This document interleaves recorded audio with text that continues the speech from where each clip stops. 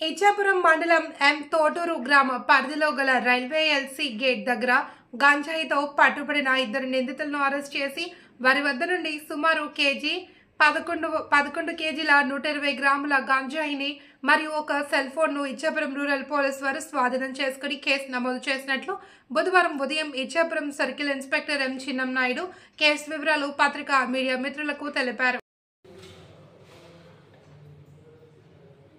నిన్న అనగా 16/9/2025 సాయంకాలం 17 గంటల సమయంలో ఇచ్చాపురం రూరల్ ఎస్ఐ గారు తన సిబ్బందితో కలిసి మండపల్లి తోటూరు ఎల్సీ గేట్ వద్ద వెహికల్ చెకింగ్ చేస్తుండగా అనుమానాస్పదంగా బ్యాగులతో తిరుగుతున్న ఒక ఇద్దరు వ్యక్తులను అదుపులోకి తీసుకొని విచారించగా వాళ్ళ బ్యాగులో చెక్ చేయగా సుమారు 11 కేజీల 120 గ్రాముల గంజాయి దొరికినది.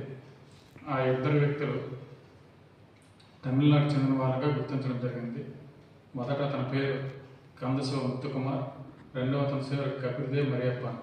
వీళ్ళిద్దరు కూడా తూత్తుకూడి టౌన్, తూత్తుకూడి డిస్ట్రిక్ట్, తమిళనాడుకు చెందిన వాళ్ళగా గుర్తించడం జరిగింది.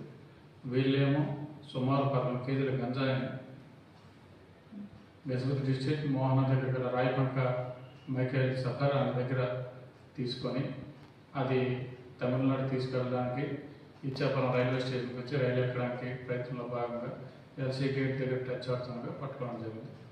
వాళ్ళని అదుపులోకి తీసుకొని కేసు నమోదు చేసి రిమాండ్ చేసి ఈ దినం డిస్ట్రిక్ట్ జైలుకి తరలించడం జరుగుతుంది.